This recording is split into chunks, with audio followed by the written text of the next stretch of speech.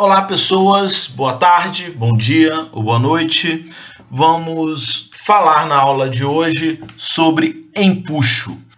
Então vamos ver que tipo de força é essa que nós chamaremos de empuxo. Vocês certamente já perceberam que quando vocês encontram-se dentro de uma piscina ou num rio, ou seja, quando vocês estão submersos em água, vocês sentem-se mais leves, ou seja, facilmente você consegue, por exemplo, levantar a sua namorada no colo, independente de quantos quilos ela tenha. E você já deve ter brincado de fazer represas em cachoeira em rio e se deslocava facilmente pedras quando elas estavam submersas, mas quando você tentava tirar essas pedras de dentro da água, você descobria que você não era assim tão forte como você imaginava. Bem, a força que está ajudando, né, você não passar vergonha ao tentar segurar a sua namorada no colo quando ela está dentro d'água é a força empuxo, ok? É a mesma força que vai lhe ajudar a mexer nas pedras quando elas estão submersas. Então, como que isso ocorre? Perceba que qualquer corpo submerso, então nós podemos entender que ele está submetido a uma força vertical e ascendente. Isso a gente vê na experiência, né? Então eu pego uma bolinha de ping-pong e tento empurrar essa bolinha, empurro essa bolinha para dentro d'água e quando eu solto ela levanta. Então, olha lá, se eu empurro a bolinha, obviamente eu fiz uma força nela. E se quando eu paro de aplicar essa força, a bolinha sobe, é porque outra força está sendo aplicada nesta bolinha. E essa força é vertical, porque a bolinha vai para cima, e ascendente, porque ela vai de baixo para cima. Mas não é só na água que isso acontece no ar.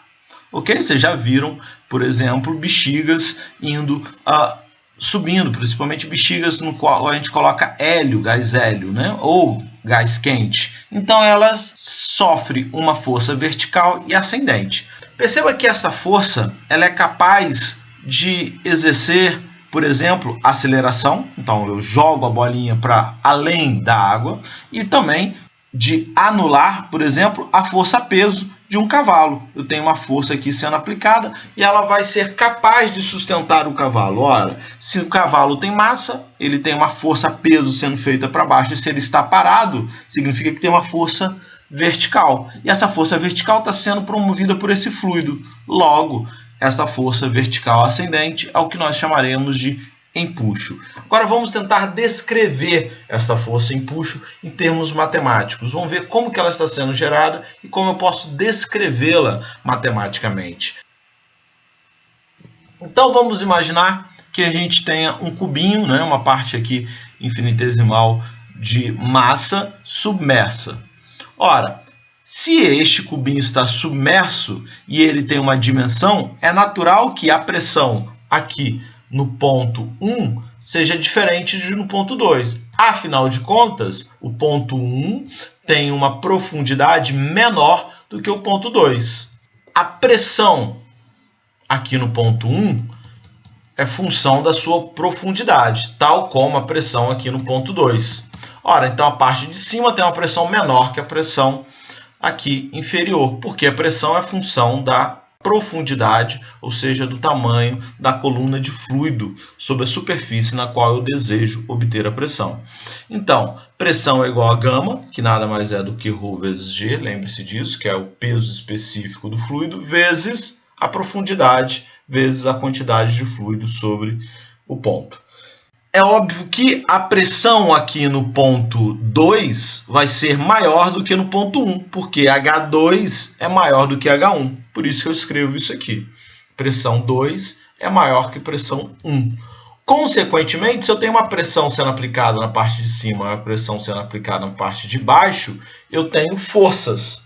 Lembrando que pressão nada mais é do que força sobre a área. Se as áreas são as mesmas, então a força que está sendo aplicada em 2 é maior que a força que está sendo aplicada em 1. Então, se eu tenho uma força de baixo para cima, 2, e uma força de cima para baixo, 1, eu vou ter uma força resultante obrigatoriamente de baixo para cima, vertical, que é dada por F2 menos F1. É essa força resultante que nós chamaremos de empuxo. Essa FR, esse F de empuxo.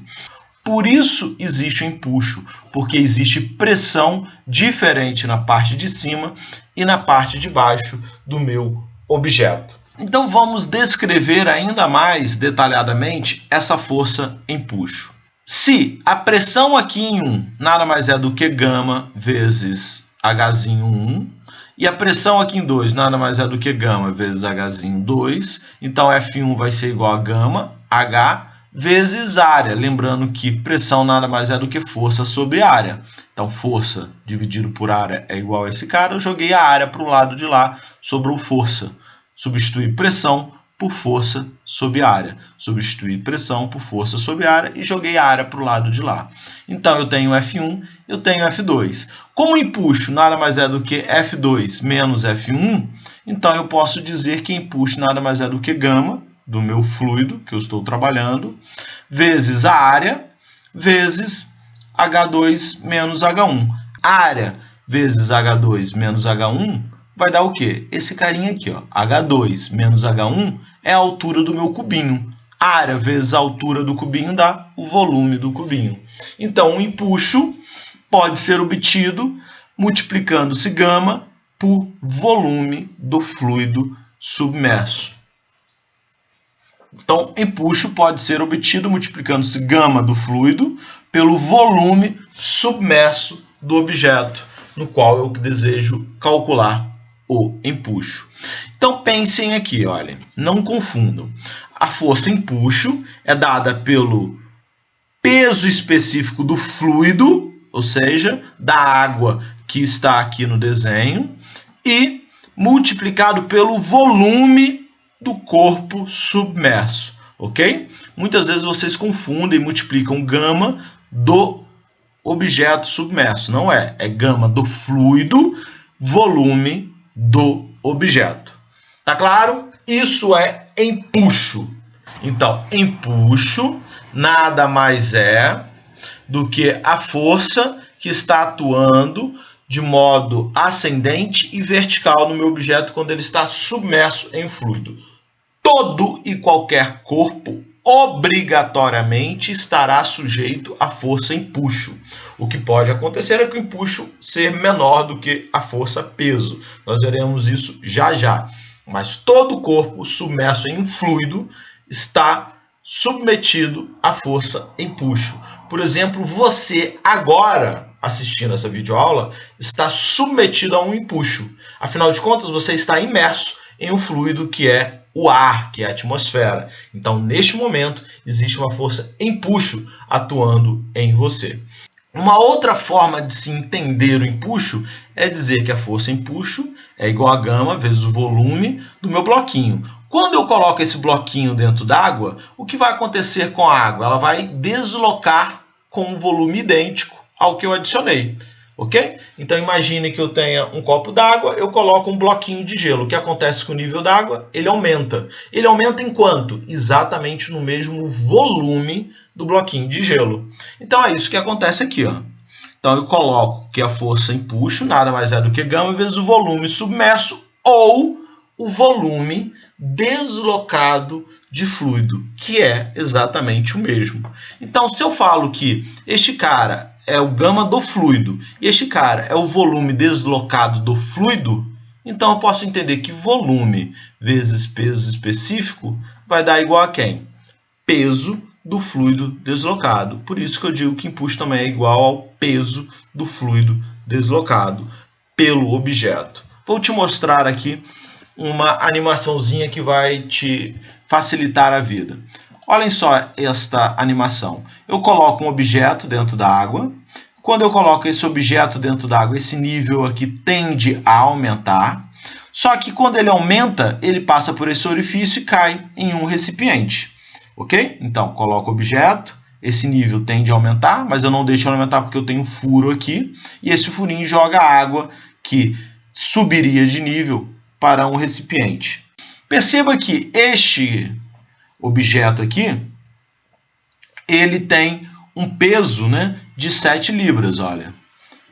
Vamos botar aqui. Ele tem um peso de 7 libras. Só que quando eu coloco ele dentro d'água, o que acontece com a minha balança? Agora ela mede 4 libras. A diferença de 4 para 7 é de 3 libras. Isso significa que a balança está dizendo que esse objeto ficou, entre aspas, mais leve 3 libras. Ou seja, se o peso não mudou, por que o peso não mudou? Porque a força, peso é função da massa, e a massa não mudou quando eu botei dentro d'água.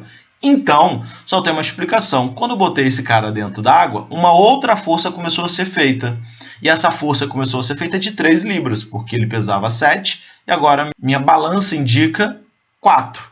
Ora, que força é essa de 3 libras que está sendo aplicada? É a força empuxo. E se eu não tivesse a minha balança, como eu saberia o valor do empuxo? Simples.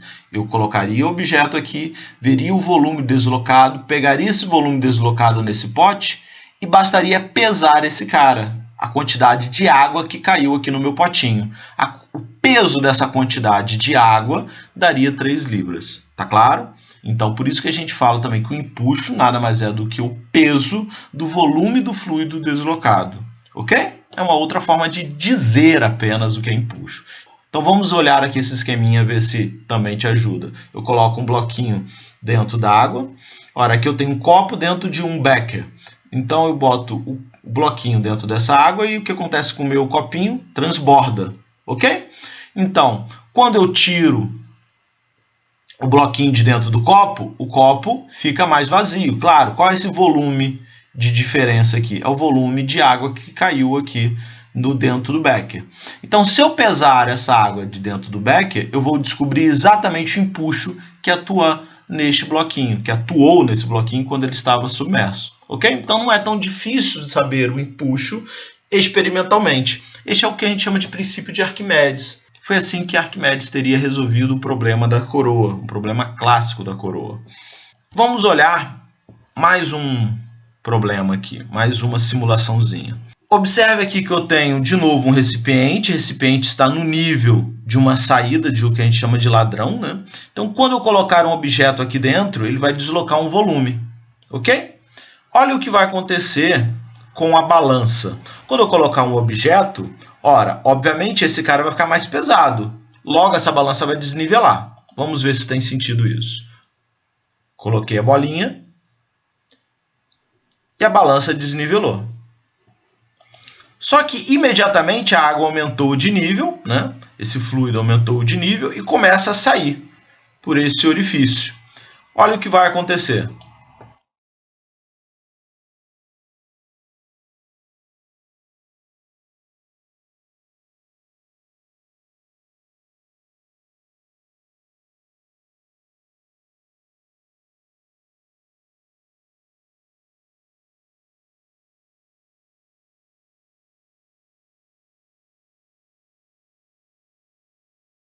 Ora, a balança se realinhou. Perceba que esse objeto aqui boia. Se ele boia, é porque a força empuxo para cima vai ser igual à força peso para baixo. Logo, se a força empuxo é igual à força peso, eu vou ter que deslocar um volume de líquido equivalente ao mesmo peso do objeto que eu inseri. Por isso que ele realinha. Isso só funciona se o objeto for boiar. Então, se o objeto boia, ele vai ter força empuxo igual a força peso. Logo, a força empuxo vai deslocar um volume de água que tenha equivalência em peso ao objeto adicionado.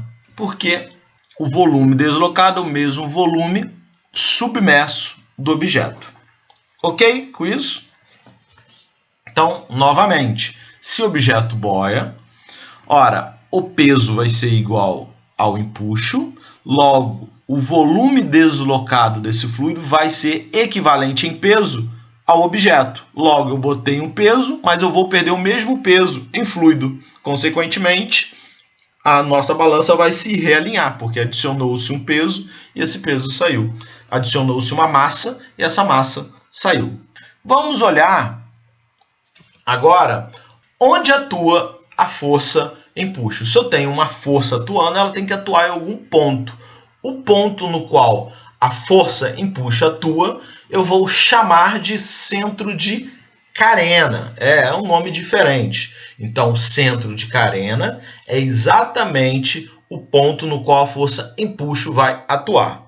Se o meu corpo tiver distribuição homogênea de massa, o centro de carena vai coincidir com o centro de gravidade, ok? Mas isso só vai acontecer se o meu corpo tiver uma distribuição homogênea, ok? Então, o que importa para se definir o centro de carena é o seu volume. Já o centro de gravidade depende da distribuição de massa dentro do volume. Normalmente, se nada for dito dos nossos problemas, nós consideraremos o centro de carena coincidindo com o centro de gravidade. Mas atentem, são coisas diferentes. Tá claro? Então aqui eu tenho um objeto submerso, eu tenho uma força sendo aplicada para cima, eu empuxo a força peso maior para baixo, então esse cara fica debaixo d'água, e este ponto aqui, onde as duas forças estão atuando, é o centro de carena e o centro de gravidade, porque eles estão coincidindo neste objeto. Então, já que eu tenho sempre empuxo e peso, é interessante nós debatermos a relação entre esses dois caras. Então, só existem três possibilidades.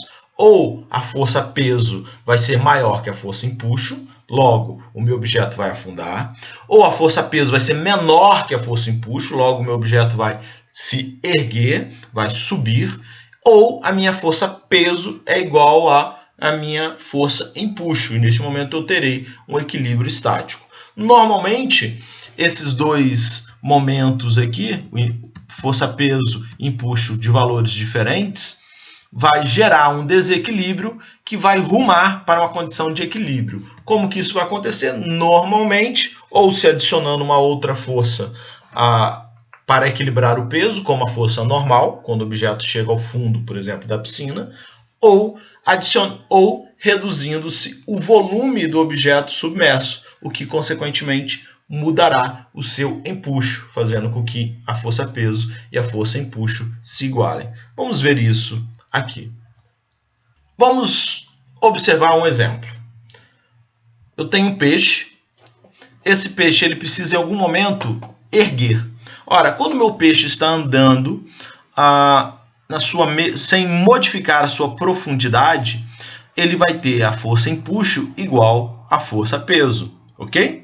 Por quê? Se a força-peso for maior que a força-empuxo, ele vai baixar. Se a força-empuxo for maior que a força-peso, ele vai para a superfície. E ele não quer, ele quer ficar na mesma profundidade de modo constante. Então tá aí, força-peso é igual a força-empuxo quando o meu peixe está mantendo a sua profundidade. Porém, em algum momento ele pode decidir ir para a superfície da água. Como que ele faz isso? Ele muda o seu volume, utilizando esse cara aqui, que é uma bexiga natatória. Então, ele tem uma bexiga natatória. Essa bexiga natatória vai aumentar de volume, e ele faz isso inserindo ali alguns gases, por exemplo, oxigênio.